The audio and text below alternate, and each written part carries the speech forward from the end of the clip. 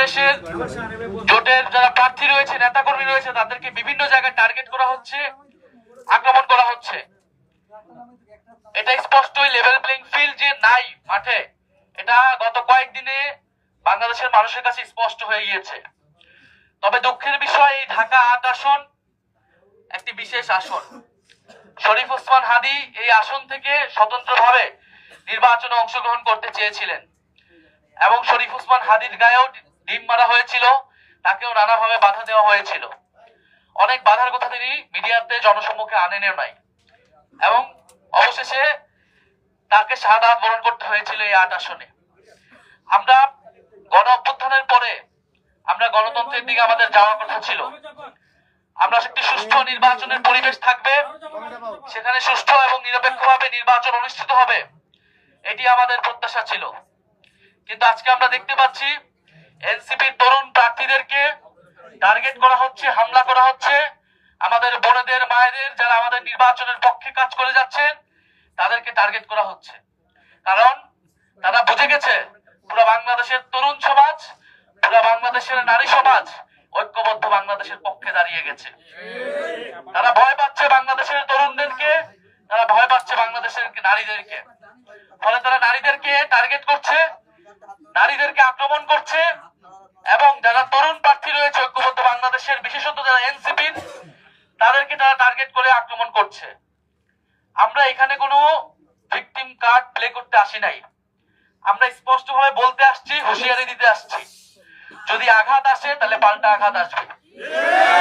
যদি নির্বাচন কমিশন নীরব ভূমিকা পালন করে, যদি পুলিশ নীরব ভূমিকা পালন করে, তাহলে আমাদের পক্ষ থেকে যা করণীয় আমরা তা করব। এক দলের প্রার্থীদের দিকে ডিম নিক্ষেপ করা হলে অন্য দলের প্রার্থীদের উপরেও ডিম পড়বে। ফলে এখানে আমরা এই ধরনের কোনো পরিবেশ চাই না, কোনো মুখোমুখি কোনো পরিবেশ আমরা চাই না। আমরা চাই শান্তিপূর্ণভাবে সৌহার্দ্য এবং সম্প্রীতির রাজনীতি তৈরি করতে। আমরা একসাথে ফ্যাসিবাদ বিরোধী আন্দোলন করেছি। আজকে হয়তো আমরা নির্বাচন করতেছি দুইটা পক্ষ হয়ে, কিন্তু এর মানে এই না যে আওয়ামী লীগের কায়দায় তারা নির্বাচনে তাদের প্রতিদ্বন্দ্বীকে তারা অপদস্থ করবে, হেনস্থা করবে, নির্বাচনে বাধা তৈরি করবে। এবং এই সকল কিছু একটা পরিকল্পনার অংশ। যেই পরিকল্পনা, যেই প্ল্যানের কথা আমরা শুনে আসছি তারেক রহমান দেশে আসার পর থেকে, সেই প্ল্যান হলো যে ঐক্যবদ্ধ বাংলাদেশ যেহেতু জনপ্রিয়তার শীর্ষে আছে, তাদের প্রার্থীরা জনপ্রিয়তার শীর্ষে আছে, ফলে তাদের প্রার্থীকে আক্রমণ করা, হেনস্থা করা, গণসংযোগে বাধা তৈরি করা, নির্বাচন কমিশন এবং মিডিয়ার উপর চাপ তৈরি করা এবং নির্বাচনকে একপাক্ষিক করা, নির্বাচন ভোট কেন্দ্র দখল করা এবং নির্বাচন ফলাফল নিজেদের দিকে নিয়ে যাওয়ার চেষ্টা করা।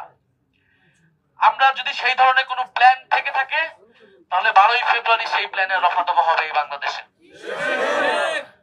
আমরা আপনাদের উদ্দেশ্যে বলতে চাই, আমরা 18 সালের ইলেকশন দেখেছি। 18 সালের ইলেকশনে বিএনপির কি পরিস্থিতি হয়েছিল।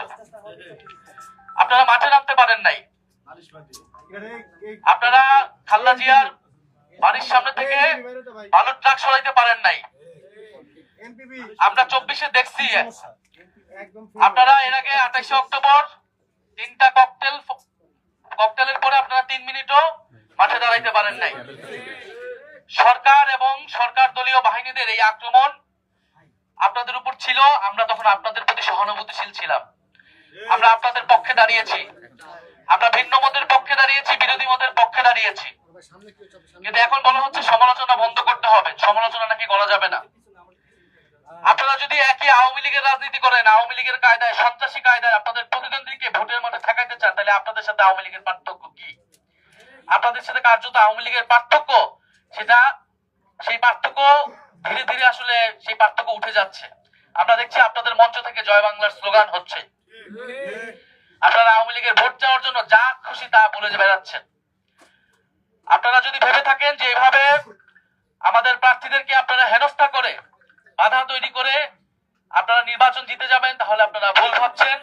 আপনাদের উদ্দেশ্যে এটাই বলবো যে গণ অভ্যুত্থান পরবর্তী বাংলাদেশে আমরা একটি সৌহার্দ্য, সম্প্রীতি এবং গণতান্ত্রিক পরিবেশ চেয়েছি। আমরা এখনো সেটাই চাচ্ছি। এবং এই যে ঢাকা 8 আসন, ঢাকা 18 আসন এবং সারা দেশে আমাদের মহিলা এবং আমাদের বোনদের উপরে যে আক্রমণ হচ্ছে, সেই আক্রমণ যদি অব্যাহত থাকে, তাহলে এর পরিণতি ভালো হবে না এবং এর পরিণতি বিএনপিকেই নিতে হবে।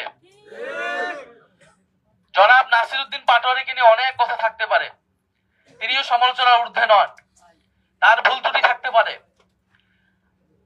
আপনারা তাকে বেয়াদব বলতেছেন, আপনারা তাকে আরো 10টা কথা বলেন। রাজনীতি মানে, নির্বাচন মানে কথার লড়াই। আপনি একটা কথা বলবেন, আমি একটা কথা বলবো, জনগণ ডিসাইড করবেন জনগণ কাকে ভোট দিবেন। তাহলে আপনারা জনগণকে কেন ডিসাইড করতে দিচ্ছেন না? আপনারা নিজেরাই ডিসাইড করে নিচ্ছেন কেন? আপনারা নিজেরাই কেন আক্রমণ করছেন? জনগণ 12ই ফেব্রুয়ারি নির্ধারণ করবে যে কে বেয়াদব আর কে গ্যাংস্টার, কে সন্ত্রাসী আর কে জনগণের পক্ষে কথা বলে যাচ্ছে।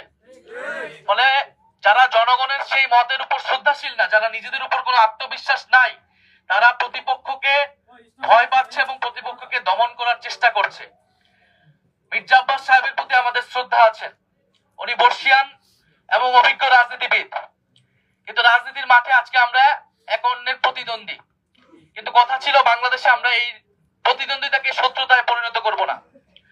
মির্জা আব্বাস সাহেবও কোনো ভুল ত্রুটির ঊর্ধ্বে না, কোনো সমালোচনার ঊর্ধ্বে না। ওনার সমালোচনা করা যাবে না, এই ঢাকা শহরে এমন কোন নিয়ম, এমন কোন আইন জারি হয় নাই। আর আমরা গণ অভ্যুত্থান করে আসা মানুষ, শেখ হাসিনাকে এই বাংলাদেশ থেকে হটাইতে পারছি। আর এই মির্জা আব্বাস, তাদের বিরুদ্ধে আমরা কথা বলতে পারবো না, এসব ভয়ভীতি দেখে আমাদেরকে আটকাবে। তিনি ভেবে থাকেন এটা তিনি অত্যন্ত ভুল করছেন এবং উনি বুঝেন নাই তিনি আজকে কি অপরাধটা করে ফেলছেন। মির্জা আব্বাসের ইতিহাস আমরা জানি, আমরা ওই ঢাকা শহরে বড় হয়েছি। জিয়াউর রহমান মির্জা আব্বাসকে ডেকে একটা হুন্ডা এবং 30 টাকা দিয়ে বলছিলেন আমার সাথে রাজনীতি করো এবং ইলেকশনে কাজ করো। ওইখান থেকে তার রাজনীতির যাত্রা বিএনপির সাথে। সেই জায়গা থেকে তিনি ঢাকা শহরের সাম্রাজ্য তৈরি করছেন। এই সাম্রাজ্য কিভাবে হয়েছে এই বাংলাদেশের মানুষ জানে, ঢাকা শহরের মানুষ সেটা জানে। ওনাদের উচিত ছিল গণ অভ্যুত্থানের পরে জনগণের সামনে তাদের অতীতের সকল অপকর্মের জন্য ক্ষমা চাওয়া এবং তারপরে নতুন করে রাজনীতি শুরু করা। তারা জামাতকে অতীত নিয়ে অনেক কথা বলে, তাদের নিজেদের অতীত কিন্তু বাংলাদেশের মানুষ ভুলে নাই। 2001 থেকে 6 যে দুঃশাসন তারা তৈরি করেছে সেটা কিন্তু বাংলাদেশের মানুষ ভুলে নাই। ফলে অতীত ধরে কথা বলতে, সবার অতীত ধরে কিন্তু আমরা কথা বলা শুরু করব।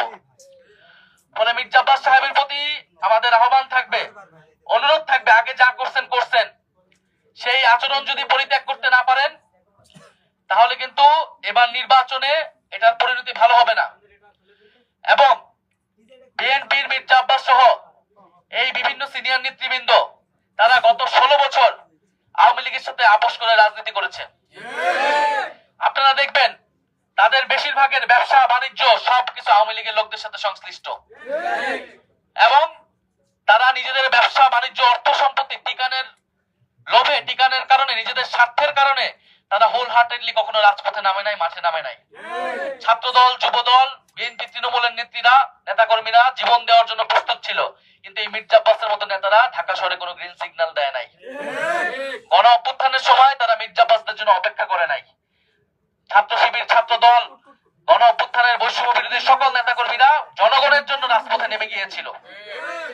ফলে মির্জা আব্বাসের যে ব্যাংক ব্যালেন্স, তাদের যে ব্যবসা, তাদের যে সাম্রাজ্য, সে আওয়ামী লীগের সময় পুরোটাই ইনটেক ছিল এবং এটা বেশিরভাগ বিএনপি নেতাকর্মীদের আপনি দেখবেন খুঁজলে একই জিনিস পাবেন। একমাত্র ব্যতিক্রম ছিলেন বেগম খালেদা জিয়া, এই জন্য তাকে কি অবস্থা ছিল, কারাগারে তাকে মৃত্যুর মুখে পড়তে হয়েছিল। ফলে আমরা সেই অতীত ধরে কথা বলতে চাই না, বলতে গেলে অনেক কথা বের হয়ে যাবে। রাজনীতির মাঠে এসেছি, সুষ্ঠু নির্বাচন চাই। শরীফ ওসমান হাদী ঢাকা 8-এর মানুষের ভোটাধিকারের জন্য, গণতন্ত্র প্রতিষ্ঠার জন্য জীবন দিয়ে গিয়েছেন। এই একই লড়াই আমরা কন্টিনিউ করতে চাই। কিন্তু আজকে যেটা হয়েছে এটা খুবই দুঃখজনক, খুবই ন্যাক্কারজনক এবং এটা অস্বীকারের চেষ্টা আরো বেশি ন্যাক্কারজনক। হাবিবুল্লাহ কলেজে একেবারে চিহ্নিত ছাত্রদলের ক্যাডার সন্ত্রাসীরা এটা পরিকল্পনা করে এটা করেছেন। মির্জা আব্বাসের নির্দেশে, তারেক রহমানের সম্মতিতে এই ঘটনা আজকে ঘটেছে। ফলে আপনারা একদিকে ভালো ভালো কথা বলবেন স্টেজে উঠে, আরেকদিকে আপনারা আপনাদের যারা বিরোধী রয়েছে, প্রতিদ্বন্দ্বী রয়েছে, তাদেরকে আপনারা দমন করবেন সন্ত্রাসী কায়দায়, আওয়ামী লীগের রাজনীতিকে পুনর্বাসন করার চেষ্টা করবেন। এইটা আমরা বাংলাদেশে হইতে দেব না। ফলে আজকে আমরা হুঁশিয়ারি দিচ্ছি নির্বাচন কমিশনের প্রতি। আমরা দেখতে চাই এটার ব্যবস্থা তারা কি নেয়, কলেজ প্রশাসন এটার কি ব্যবস্থা নেয় এবং বিএনপি দলীয় ভাবে এটার কি ব্যবস্থা নেয়। এরপরে বাকি জবাব আমরা রাজপথে দিব, আমরা 12ই ফেব্রুয়ারি ইলেকশনে দিব। আর আপনারা দেখতে পাচ্ছেন যে আমাদের এই ভাইয়েরা, ওনারা আহত হয়েছেন প্রায় 12 জনের উপরে। সেটা শুধু অনেক মিডিয়াতেও এটাকে নেগেটিভ ভাবে যে ডিম মারা হচ্ছে, তোপের মুখে হচ্ছে, এইটা খুবই স্পষ্ট একটা পরিকল্পনা। ভাবে সন্ত্রাসী হামলা, যে হামলায় আমাদের ঐক্যবদ্ধ বাংলাদেশের অনেক ভাই বোনেরা আহত হয়েছে, হেনস্থার শিকার হয়েছে, এবং এটা আমরা আইনি ভাবে রাজনৈতিক ভাবে আমরা এটার মোকাবেলা করব।